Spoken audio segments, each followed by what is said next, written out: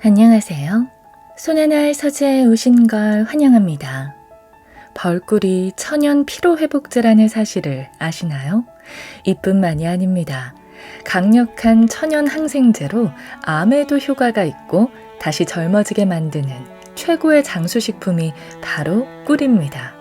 다만 어떤 꿀을 골라야 하고 어떻게 먹어야 하는지 잘 알아야겠죠? 오늘은 양봉 전문가, 국내 벌꿀 장인이 쓴 책을 읽으며 꿀에 대해서 배워보겠습니다. 꿀벌과 함께하는 귀농귀촌, 아카시아 꽃이 피었습니다. 이 책의 저자는 20년이 넘는 군 생활을 그만두고 운명처럼 양봉을 만나 꿀벌의 세계에 빠졌는데요. 이후 30년을 양봉에 바쳐오며 그간의 노하우와 꿀의 효능을 담은 이 책을 썼습니다. 이 책에는 꿀, 로열 젤리, 프로폴리스 등 다양한 봉산품이 어떻게 최고의 식품으로서의 역할을 하는지 알려줍니다. 더불어 그의 꿀은 자연드림 유기농 매장에도 납품되는 높은 품질을 자랑하는데요. 영상 초반에 저자가 만든 미니 꿀 세트 정보를 보실 수 있으니 한번 구경해 보셔도 좋을 것 같습니다. 그럼 최고의 장수식품 꿀에 대해서 알아보시죠.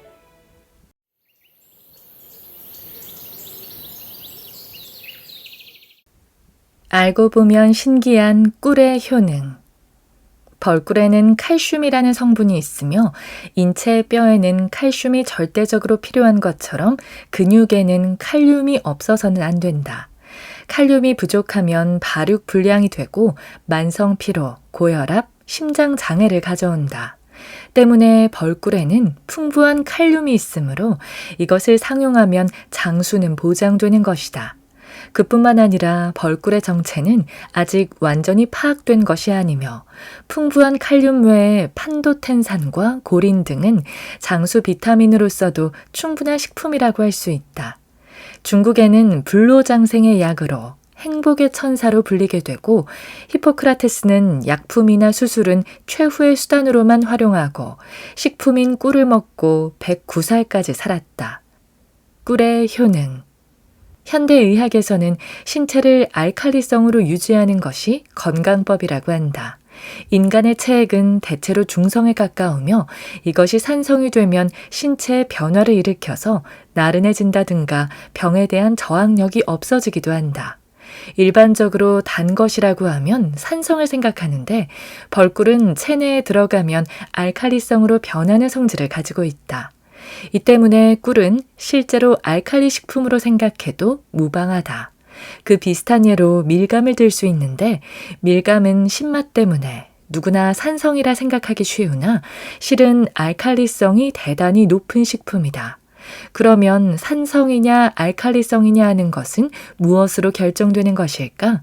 그것을 결정하는 것은 그 식품에 포함된 미네랄의 종류와 양이다. 구체적으로 말한다면 칼슘, 마그네슘, 칼륨, 나트륨 등 미네랄이 많은 식품은 알칼리성이고 인과 황산이 많으면 산성식품이다. 벌꿀은 같은 중량으로 비교할 때 계란의 2.5배, 우유의 6배의 칼로리를 가지고 있으며 한 공기의 100바는 100칼로리인데 그 정도의 칼로리라면 꿀은 큰 수저 1.5개분이면 충분하다. 가령 어른 한 사람의 일일 필요한 칼로리량을 3000kcal라고 한다면 꿀은 85g이면 확보할 수 있다. 그러나 꿀만으로는 일일에 필요한 칼로리를 유지한다는 것은 편식이 될 우려가 있고 단백질과 지방을 취하지 않으면 안 되므로 꿀과 같은 탄수화물 필요 섭취량은 훨씬 적어진다. 이와 비슷한 실험은 미국에서 있었는데 미네소타 대학의 하이닥 교수는 꿀과 우유만으로 3개월을 생활한 결과 아무런 건강상의 이상은 없고 3개월 마지막에 약간의 비타민C 결핍증이 나타났으며 이 증상도 오렌지 주스를 꿀에 섞어 먹었더니 곧 사라졌다고 한다. 벌꿀은 천연 피로회복제. 꿀은 20%가 수분이고 나머지 80%가 당분인데 그 당분의 절반이 포도당으로 나머지 반이 과당이다.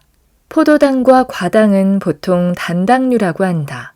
서당, 즉 설탕류의 다당류에 비하여 구조가 단순하기 때문에 포도당과 과당도 그 이상 분해시킬 필요가 없고 마시면 단시간에 장벽에서 흡수되며 혈관 내에 들어가고 만다. 탄수화물이라도 백미나 소맥은 일단 체내에서 분해되어 3단계를 걸쳐서 흡수되지만 설탕은 체내에서 일단 포도당과 과당으로 전화하여 비로소 흡수되므로 위장에 부담이 되지만 꿀은 주성분인 포도당과 과당이 처음부터 분리되어 있어서 장내에서 그대로 흡수되므로 결코 위장에 부담이 되지 않는다. 체력이 약해진 병자에게 꿀은 효과가 있다는 것은 이러한 이유 때문이다. 그러면 꿀 속의 포도당은 어떠한 작용을 하는 것일까? 이에 대해 알아보면 흡수된 포도당은 혈관을 통하여 간장에 운반되어 대부분 글리코겐으로 되어 저장된다. 일부는 간장을 거치지 않고 혈액에 들어가서 근육 중에서 글리코겐이 되어 이용된다. 그런데 혈액 중에 포함된 포도당을 혈당이라고 하는데 그 농도는 대체로 일정하여 혈액 100mg 중에 8에서 10mg이라고 한다. 이 혈당 농도가 저하되면 인간은 죽어버리고 만다. 특히 과격한 운동에 의하여 소비되었기 때문이며 따라서 심한 운동 전후에는 반드시 꿀을 충분히 먹어서 글리코겐을 체내에 저장시키는 것이 바람직한 일이라고 할 수 있다. 당뇨 환자가 벌꿀을 섭취할 때는 포도당보다는 과당 성분의 꿀을 음용해야 한다. 꿀은 비상식량? 비상식량을 비축할 때 고려해야 할 점은 첫째, 영양이 풍부한 식품이어야 하고 둘째, 유아에서 노인에 이르기까지 부담 없이 섭취할 수 있어야 하며 셋째, 장기간 보관하여도 부패하지 않는 안전한 식품이라야 하며 넷째, 가열 등 조리 작업이 필요 없이 간단히 섭취할 수 있어야 한다. 벌꿀은 이상 4가지 조건을 모두 완벽하게 갖추고 있는 식품이다. 벌꿀의 주 성분은 더 이상 소화 과정이 필요 없이 흡수만 하면 되는 포도당과 과당이므로 허약한 병자나 노인에게 적당한 에너지원이다. 또 심신의 피로를 빠른 시간 내에 회복하려 할 때 벌꿀은 좋은 효과를 발휘하는 말할 나위 없는 이상적인 식품이다. 4가지 조건을 모두 완벽하게 갖추고 있는 식품이다. 벌꿀은 소화 능력이 약해진 환자나 노인에게도 높은 칼로리를 공급하며 위를 보호하는 역할까지 한다. 이미 캐나다는 비상식량으로 43g 튜브 꿀을 사용하고 있으며 1953년 세계 최초로 에베레스트산 정상을 정복한 뉴질랜드의 어드먼드 힐라리 경이 등반 때 최후의 베이스 캠프까지 휴대한 비상식량은 바로 꿀이었다. 벌꿀은 내한성을 길러주는 식품이고 피로회복에 그 무엇과도 견줄 수 없는 완전 식품이었기 때문이었을 것이다. 추위를 많이 타기 때문에 겨울만 되면 길을 펴지 못하는 사람들은 지금부터라도 당장 꿀을 먹어보면 알 수 있을 것이다. 또 심신의 피로를 빠른 시간 내에 회복하려 할 때 벌꿀은 좋은 효과를 발휘하는 이상적인 식품이다. 벌꿀은 우리 식생활에 큰 몫을 차지할 수 있으며 탄수화물을 비롯하여 단백질, 무기질, 비타민 등을 고루 갖추고 있기에 좋은 영양 공급원이라고 할 수 있다. 설탕과 설탕꿀의 차이. 유명한 마트에서 한 소비자가 사양꿀을 사려고 한다. 혹시 사양꿀이 무엇인지 아시나요? 하고 물으니 사양나무에서 따온 꿀 아니냐고 반문한다. 사양나무 꿀이 아니고 꿀벌을 키우면서 식량으로 설탕물을 주는데 그것을 채밀한 것이 사양꿀이라고 말하니 깜짝 놀란다. 그렇다. 소비자들은 사양나무에서 생산된 꿀인 줄 안다. 소비자의 혼동을 야기시키는 사양꿀, 하루빨리 설탕꿀로 표기하는 것이 바른 것이고 또 소비자들의 혼동과 오해의 소지도 해결할 수 있을 것이다. 다당류인 설탕을 꿀벌은 소화효소와 침과 타액을 혼합시켜 되새김질하는 과정에 다당류에서 단당류로 분리해 육각형 벌집에 저장하여 인간이 빼앗아간 자연 꿀을 대신하여 무밀기나 장마철 또는 겨울철 먹이로 저장해서 식량으로 대신한다. 숙성되지 않은 설탕을 먹이로 사용하면 꿀벌은 설사를 하고 수명을 단축하기 때문에 충분하게 전환시킬 수 있는 기간, 즉 추위가 오기 전 9월 하순까지 설탕을 주어 숙성 전환한 다음 먹이로 사용한다. 그래서 사양꿀은 꿀벌에게 설탕을 먹여 생산된 설탕꿀이긴 하지만 다당류에서 단당류로 전환된 아주 훌륭한 식품이고 꿀이다. 물론 자연 꿀과는 비교할 수 없다. 맛, 향, 색, 효능까지 차이가 있다. 그러면 설탕은 어떤가? 다당류인 설탕을 먹으면 위에서 단당류로 전환하기 위해 많은 시간 위에 부담을 주며 단당류로 전환하는 과정에서 필수적으로 상당한 양의 칼슘이 필요한데 부족한 칼슘을 뇌에서 명령하길 뼈에서 칼슘을 빼와 설탕을 단당류로 전환하는 데 사용하도록 한다. 그로 인해 심각한 건강에 이상이 나타나며 심지어 어린아이까지 현대인의 만병의 근원인 당뇨가 오게 된다. 오죽했으면 호주 같은 나라는 자국민이 먹는 모든 음식에 설탕을 넣지 못하게 법으로 정하기도 했다. 설탕에는 비타민, 무기질, 섬유질이 없어 소화가 잘 되지 않으며 영양소의 결핍을 초래한다. 다시 말하자면 설탕은 체내 흡수를 위해 체내에 저장되어 있던 무기물 등을 소비해야 한다. 이것이 설탕이 무익하고 해가 되는 이유다. 꿀은 과식해도 비만이 되지 않는다. 유채꿀은 포도당이 많지만 그 외 대부분의 벌꿀은 과당이 많은 것이 보통이다. 이것은 아무것도 아닌 사실 같지만 실은 대단한 의미를 가지고 있다. 그 이유는 같은 단당류이면서 과당은 포도당과 다르게 흡수 속도가 대단히 늦어 포도당의 약 절반의 속도로 흡수되므로 너무 많은 당분을 간장에 보내지 않도록 조절하는 작용을 하고 있기 때문이다. 포도당이 혈액에 의해서 간장에 운반되면 글리코겐이 된다는 것은 전개한 바와 같고 벌꿀은 최초 15분간은 포도당 이외의 모든 당 중에서 가장 빠르게 흡수되지만 그것 때문에 혈액 중에 당분이 과잉되는 일은 없다는 것이다. 즉 벌꿀은 우리들의 몸에 처리 가능한 한도 이상은 혈당 농도를 높이지 않는다. 벌꿀 중에는 이러한 혈당 조절 작용을 담당하고 있는 것이 과당이다. 과당의 흡수 속도는 포도당의 절반 정도의 속도이므로 말하자면 과당은 혈류가 넘치게 되는 것을 자동적으로 조절한다고 보고 있다. 미국의 베크 박사도 벌꿀을 먹어도 비만이 되지 않는 것은 피상적으로는 근대의학 상식에 상반되는 것 같이 보이지만 실은 이 사실은 깊은 생화학적 뜻을 가지고 있다고 강조하고 있다. 또한 과당은 설탕이나 포도당보다 훨씬 달아서 설탕의 감도를 100으로 할 때 과당의 감도는 175고 포도당은 74 정도라고 한다. 때문에 이 숫자를 기초로 하여 벌꿀의 감도를 계산할 수 있다. 예로부터 벌꿀은 감미의 대표라고도 하였고 사실 맛을 보면 설탕보다 달게 느껴진다. 항산화 성분을 함유한 감로꿀.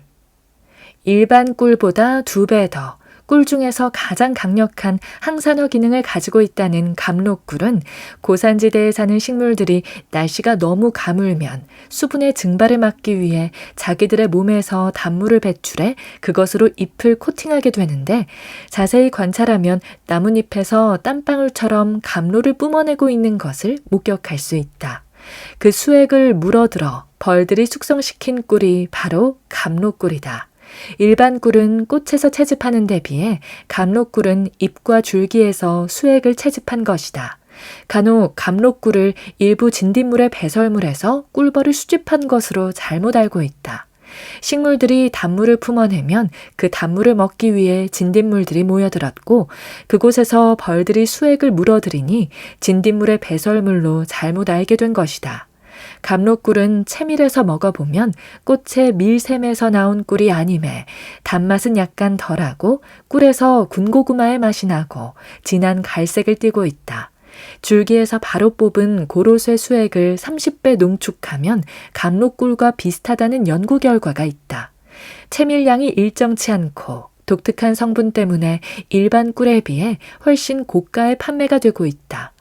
대부분의 역학 연구들이 암, 심장혈관 질환과 당뇨를 비롯한 질병들의 위험을 줄이는데 과일과 야채의 항산화 성분 섭취 증가와 관련되어 연구되고 있고 꿀의 항산화 특성은 잘 알려져 있다. 지난해 미국 퍼듀 대학의 연구 결과에 따르면 칼슘이 보강된 꿀은 칼슘 섭취의 양을 증가시켜 뼈 건강을 증진하는데 큰 역할을 할 수 있다고 보고하였다.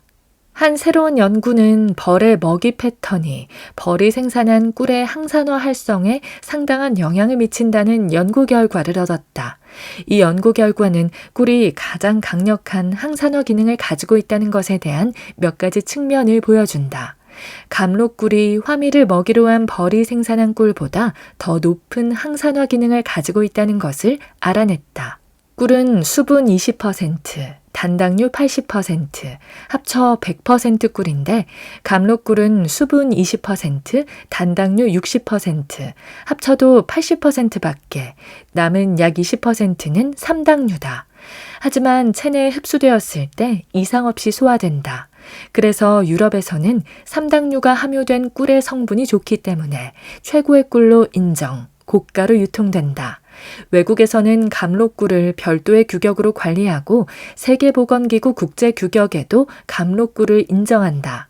세계에서 우수한 꿀로 인정받는 감록꿀, 일반 꿀에 비해 항산화 성분이 2배나 많은 단맛이 덜하여 당뇨 환자들이 선호하는 감록꿀, 뉴질랜드 마누카 꿀보다 더 좋은 효능을 인정받아 하루빨리 생산성 향상과 소비자 욕구도 동시에 해결할 수 있는 날이 오기를 기대해본다. 로열 젤리는 생명의 샘. 한때 아들, 딸 구별 말고 둘만 낳아 잘 기르자던 표어는 잘 키운 딸 하나, 열아들 안 부럽다로 또 하나씩만 낳아도 3천리는 초만원으로 발전하여 급기야 우리끼리만 잘 살아보자는 웃지 못할 유행어가 돌기도 했다. 그로부터 수십 년이 지난 지금은 1인 가구가 늘고 결혼 연령이 늦어지고 결혼을 기피하는 현상으로 세계에서 최저 출산율로 인구의 멸종을 걱정해야 하는 나라가 되었다. 하루빨리 인구 감소에 걱정을 하지 않아도 되는 그런 날이 오기를 간절히 기대한다. 로열 젤리를 장기간 음용하면 무정자증 환자도 결혼하여 자녀를 가질 수 있는 그야말로 로열 젤리는 신이 주신 선물이 아닐 수 없다. 로열 젤리는 노동 집약적인 생산에 의존하는 것이므로 인건비가 비싼 미국을 비롯한 선진국에서는 엄두를 내지 못하고 수입에 의존하고 있기 때문에 매우 값이 비싼 상품으로 서민이 이용하기에는 매우 부담스러운 가격으로 시중에 1kg에 100만 원 이상으로 거래되는 고가의 건강식품이다. 로열 젤리는 태어난 지 12일 이전에 젊은 일벌들의 인두선에서 생산되는 물질로 색깔은 유백색으로 젖과 같으며 끈끈한 크림, 즉 젤리 모양으로 되어 있다. 일벌과 여왕벌은 유정란에 똑같은 암컷으로 태어나지만 일벌은 길어야 6개월, 여왕벌은 5, 6년 동안 살 수 있다. 더구나 여왕벌은 자신의 몸무게보다 더 무거운 2,000개 또는 그 이상의 알을 하루에 낳는다. 이 차이는 바로 로열 젤리에 있다. 로열 젤리는 생장 발육 촉진과 콩팥 조직의 재생, 신생세포가 노쇠세포로 대체하며 산소 소모량을 늘리고 신진대사를 촉진시키는 1차 식품 가운데 대표적인 장수식품이다.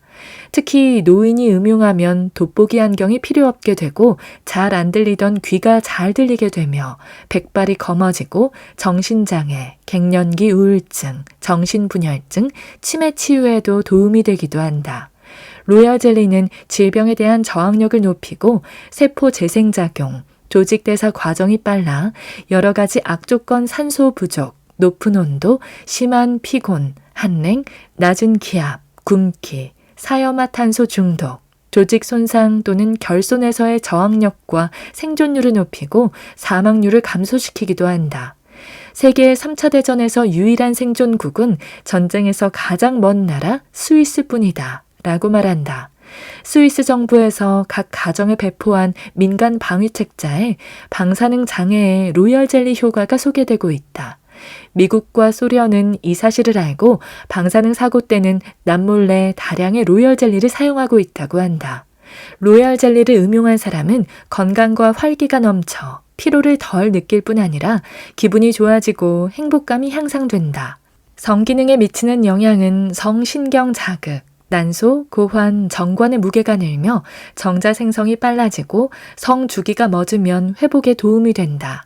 수명이 늘고 정신을 맑게 하고 기운을 솟아나게 한다.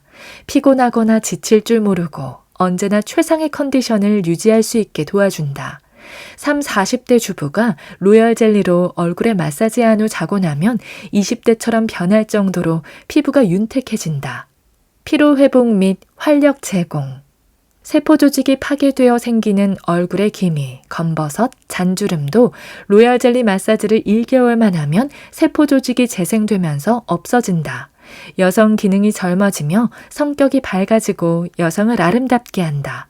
또 암세포 성장을 억제하는 뇌세포 활성화 물질이 있어 임산부가 음용하면 산모도 건강하고 태어날 이세의 두뇌 발달에 도움이 되고 건강한 아기 출산, 혈액순환을 촉진시키는 비오플라보노이드 성분이 다량 들어있어 혈류량 증가 작용은 꿀에 비해 100 혹은 200배 정도 강력하여 신속한 피로회복 효과 및 활력을 제공한다. 뿐만 아니라 눈이 침침한 현상, 눈의 사용이 많은 수험생의 시력 감퇴, 후천적 시력 장애에 비상한 효과가 있기 때문에 시험을 앞둔 수험생들이 음용할 경우 시험 성적 향상에 도움이 될 수 있다. 로열 젤리를 음용하면 기분이 좋아진다. 항상 최고의 컨디션을 유지할 수 있는데 최고의 컨디션 유지는 매우 중요하다. 운동선수나 노동자가 최고의 컨디션일 때 나타나는 결과치는 엄청나다. 수험생이 로열 젤리를 먹고 갑자기 머리가 좋아져 시험 성적이 올라가는 것이 아니라 최고의 컨디션 유지 상태에서 시험을 치렀기 때문에 자기 실력을 마음껏 발휘하여 시험 성적이 올라가지 않았나 생각된다. 또 혈당량을 낮추고 간장 기능을 개선하고 강압 작용 및 강심 작용을 하며 조혈 기능을 잃은 골수를 자극해 피를 만들어내게 하며 수명을 길게 한다. 더 이상 좋을 것이 없을 정도로 최고의 영양제인 셈이다. 적혈구와 헤모글로빈의 생성 촉진, 관절통에 대한 진통 효과 및 치유 효과, 주로 신경계 질환과 관련된 원인 불명의 고통으로부터 벗어나게 한다. 항생작용으로 대장균, 장티푸스균, 화농균, 토양균, 결핵균 등을 죽이고 특히 결핵 환자에게는 특효, 신경쇠약, 불면증이 없어지고 고혈압 및 저혈압의 정상 회복을 돕는다. 편식하고 허약한 유아나 어린이는 신기하리만치 효과가 빠르다. 로열 젤리는 저항력을 증가시키기 때문에 병약, 병우 및 수술 후에 쇠약한 상태에서의 조기 회복에 탁월한 효과가 있고 아무리 심한 위장병도 4개월 이내 치유 효과를 보였다는 사례가 있다. 알레르기 비염 축농증에도 빠른 효과가 있고 화상을 입었을 때 거즈에 발라붙이면 화농 없이 신기하게 낫기도 한다. 이 밖에 궤질병, 당뇨병, 소화기 질환, 호흡기 질병, 간장 질병, 갱년기 장애, 피부병, 치질, 암 수술 후 만성 콩팥염, 심장병 해소, 천식, 소아마비, 임신 중독 등 그 외 각종 암 예방 치료, 성인병을 물리치는 신비의 식품이다. 로열 젤리는 냉동실에 보관하고 음용 시 쇠붙이는 사용하지 말고 플라스틱이나 사기로 된 티스푼을 사용해 1회 3에서 5g씩 아침 식사 전 30분과 저녁 취침 전으로 1일 2회 공복 시 음용하면 된다. 간혹 효과가 지나치면 월경이 재차 생기기도 한다. 또한 유방이 부어 유두가 아프고 압내 혹은 채취가 많이 날 수 있으니 그럴 때에는 복용량을 줄이면 된다. 교황 12세의 기적. 로열 젤리를 말하려면 로마 교황 비오 12세의 일화를 빼놓을 수 없다. 정치적 수완이 뛰어났고 국제관계에 관심이 많아 평화의 교황이라고 불리었던 비오 12세. 로열 젤리가 지구촌에 큰 전환점을 가져온 사건은 1955년 로마에서 열린 국제학술대회에서 로열 젤리 임상실험 결과를 발표함으로 알려졌다. 그 내용은 1954년 로마 교황 비오 12세의 기적이 일어난 사건이다. 교황이 노환으로 위독할 때 주치의는 속수무책이었다. 교황청 의료팀 주치의 3명은 합의하에 로열 젤리를 복용하기로 결정. 로열 젤리를 다량 복용하여 투약함으로 완쾌하는 기적이 일어났고 1958년 로마에서 열린 제17차 국제양봉학술회의에 참석해 로열 젤리를 생산한 양봉가들에게 감사의 인사를 전한 것이다. 이후 전 세계 양봉가들에게 로마 교황 비오 12세의 기적으로 전해오고 있다. 로마 교황 비오 12세의 기적을 처음 듣는 사람, 특히 의학 분야의 전문가들은 거짓말하지 말라는 듯한 표정을 짓는다. 아무리 물에 빠진 사람이 지푸라기라도 잡는다지만 의사가 어찌 양봉가의 말만 믿고 지존이신 교황에게 로열 젤리를 투여할 수 있겠느냐는 반론은 충분히 있음직한 일이다. 그러나 이보다 앞서 1952년 프랑스인 의사가 로열 젤리 주사제를 개발한 바 있었을 뿐만 아니라 파리에서 2년 동안 임상실험을 거쳐 1954년에는 보건부로부터 제약 허가를 얻었다는 사실을 알게 되면 교황청 의료팀이 무모하지만은 않았음을 짐작할 수 있을 것이다.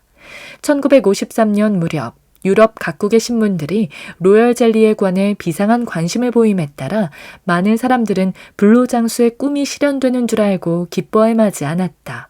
영원한 젊음을 누릴 수 있는 신이 주신 음식, 불가사의한 기적의 영약, 마법의 젤리 등 최고 최대의 찬사를 붙인 언론의 보도는 건강하게 오래 살기를 희망하는 사람들의 마음을 들뜨게 하기에 충분했다. 프로폴리스의 신비. 벌집에서 추출한 천연 항생 물질인 프로폴리스를 만난 당신은 분명 행운이다. 그만큼 프로폴리스는 우리가 알지 못하는 여러 가지 기적과 같은 작용과 밝혀지지 않은 많은 성분이 있기 때문이다. 지금 우리의 삶에 있어서 가장 중요하게 생각하는 것 중 하나가 건강하게 사는 것이다. 그리고 삶의 질을 높이는 것이다.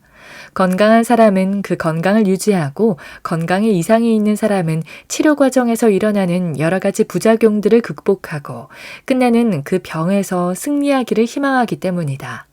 꿀벌이 만들어내는 금세기 최후의 건강식품이라 일컬어지고 있는 프로폴리스는 전 세계적으로 활발한 연구 중에 있다. 특히 1990년 9월 일본에서 개최된 제50회 일본 암학회에서 프로폴리스로부터 암세포를 죽이는 성질을 가진 물질을 찾아냈다는 발표로 업계와 학계는 물론 일반인도 많은 관심을 갖게 되었다. 그리고 다음에 위암, 간암, 폐암에 대해 효과가 있다는 연이은 발표로 더욱 뜨거운 시선을 받게 되었다. 프로폴리스란 무엇인가? 1960년대 전반 과학자들이 수많은 곤충을 대상으로 조사한 결과 인체에 유해한 박테리아가 없는 것은 꿀벌뿐이라는 사실이 밝혀졌다. 꿀벌들의 집속이 무균에 가까운 상태로 유지되고 있었던 것이다. 꿀벌의 집은 사과 상자만 하고 그 안에 2만 마리가 넘는 벌들이 산다. 생명체의 주거 조건치곤 무척이나 열악한 셈이다. 뿐만 아니라 습도도 높고 온도도 높아서 세균과 바이러스 등이 살기 좋은 환경이다. 그러나 그 안의 벌들은 건강하게 살며 균에 쉽게 노출되는 어린 유충들도 아무 탈 없이 잘 자란다. 세균이나 박테리아가 없기 때문이다. 그 이유가 바로 프로폴리스에 있다. 프로폴리스는 유럽과 미국에서 예부터 건강보조식품이나 의약품으로 쓰여온 물질이다.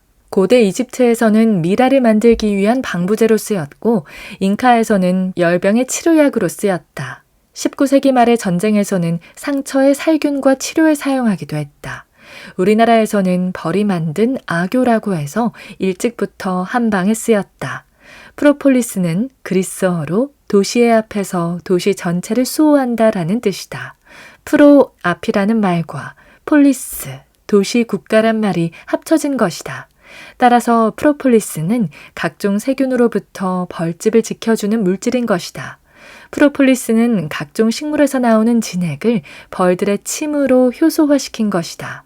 식물은 자기 몸에 상처가 나면 스스로를 회복시키기 위한 진액이 나오는데 벌들이 이 진액을 빨아 입에 넣고 20-30분간 씹으면서 자신의 침과 섞어 효소로 만드는 것이다.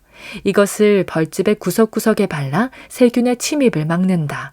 이 지구상의 모든 생명체는 자신의 생명을 유지하기 위한 자체의 기능을 지니고 있다.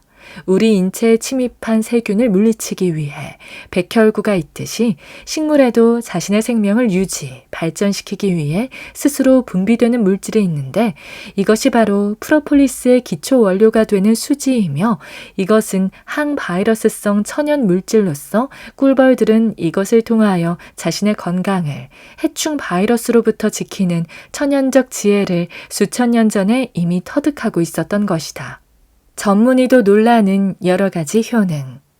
최근 여러 가지 환경의 변화로 대두된 것이 아토피성 피부염이다. 특히 어린이에게서 많이 볼 수 있고 생후 1개월에서 3개월의 갓난아기에서 사춘기까지 폭넓게 나타난다. 대부분 어른이 되면 자연히 없어진다고 생각하지만 성인 여성의 경우는 남성보다 많이 나타난다. 이때 프로폴리스를 1일 3회 정도 먹고 바르면 상태에 따라 다르지만 지속적으로 사용하면 가려움증이 점점 사라지며 호전 반응도 없어지는 동시에 거칠었던 피부도 매끄럽고 깨끗해진다. 나날이 환경이 악화되면서 우리 주위에는 천식, 비염, 알레르기성 각종 질병 등이 심해진다. 실내 먼지나 특히 난로 극심한 황사에는 인체에 유해한 물질이 많기 때문에 유아나 노약자 등은 외출을 삼가야 한다. 그러나 황사가 심할 때는 외출한 후 스프레이로 분무하거나 프로폴리스 한 방울을 미지근한 물에 타서 양치질을 하면 구강 소독에 탁월하다. 감기가 유행하거나 특히 환절기 때는 실행해보면 반드시 효과를 볼 수 있다. 소아 천식과 기구안지 천식에는 프로폴리스를 목에 뿜어 넣는 방법을 권장하며 이 방법과 아울러 물에 타서 마시는 방법도 병용하는 것이 좋다. 프로폴리스의 약효는 입속의 세균을 죽이는 항균 작용, 항염증 작용, 소염 작용 등이 유효하게 작용해서 꽤 심한 기침도 4, 5회만 입속에 뿜어 넣으면 점점 가라앉는다. 분무기에 넣은 프로폴리스를 코 속에 분사하면 호흡기의 증상 중에 코감기나 알레르기성 비염, 만성 비염 등 콧병에는 효과가 탁월하다. 프로폴리스 생산지로 알려진 브라질에서는 프로폴리스를 주머니에 넣고 다니다 몸에 이상이 생기면 바르거나 물에 타서 마신다고 한다. 프로폴리스는 정혈작용, 강심제로서의 약효가 피부 전체에 깊숙이 침투하기 때문에 입욕을 위한 탕 속의 물은 일반적으로 40에서 45도 정도면 적당하고 프로폴리스를 넣은 물은 39도 정도로 조금 식히는 것이 좋고 2인용 욕조에 1회에 30g 정도가 적당하며 욕조에 몸을 담그고 있으면 혈액순환이 좋아지고 신진대사가 촉진되어 심신의 피로가 회복된다. 이 밖에 화상염증과 화기진정, 피부병, 주부습진, 어린이 피부습진, 심한 욕창, 백선병, 무좀, 대머리와 탈모, 요통과 생리통, 변비 등 위장 활동을 돕고 피부 미용에 탁월하며 여드름 치료와 기미, 주근깨, 유행성 결막염, 충치와 치조농루, 풍치, 치질, 악성 신경통, 악취와 숙취 예방 등 공기청정기, 에어컨 필터의 사용에 실내 공기 정화, 가습기와 향기요법, 우울증과 불면증, 마스크에 이용하면 비염과 두통 해소 등 이와 같이 헤아릴 수 없을 만큼 프로폴리스를 응용할 수 있는 것이 수없이 많다. 하나님은 눈이 있고 움직일 수 있는 동물에게는 스스로 병을 이길 수 있는 지혜를 주셨고 식물은 한번 뿌리를 내리면 그곳이 태어난 곳이고 죽는 곳이다. 그렇기 때문에 식물에는 특수 물질을 주어서 상처가 나도 세균이나 바이러스가 침입하지 못하도록 도와준다. 그 물질이 식물의 진액, 프로폴리스의 원 물질이다. 식물은 이 물질 때문에 뿌리를 내린 곳에서 수백 년씩 살게 된다. 껍질에 상처가 나면 제일 먼저 찾아오는 손님은 세균과 바이러스다. 세균의 범위가 확대되면 그 나무는 자연히 고사한다. 이것을 막기 위해 진액 속엔 강한 항균 작용과 항염 작용을 있게 한 것이다. 다행히도 하나님은 인간과 동물에게도 사용케 하여 진액을 영충인 꿀벌로 하여금 금세기 최후의 생약, 기적의 신약으로 탄생시킨 플라보노이드가 주 성분인 프로폴리스인 것이다. 어떤 성분이든 피를 맑게 하는 작용이 있으면 거기에는 해독 작용도 분명히 하게 된다. 해독 작용 없이는 피를 맑게 할 수 없다. 흙탕물이 내려와서 아무것도 보이지 않을 때는 시일을 두고 기다리면 흙이 가라앉으면서 물이 맑아진다. 그것보다 더 좋은 방법은 깨끗한 물이 들어와서 모든 것을 씻어내리는 방법이다.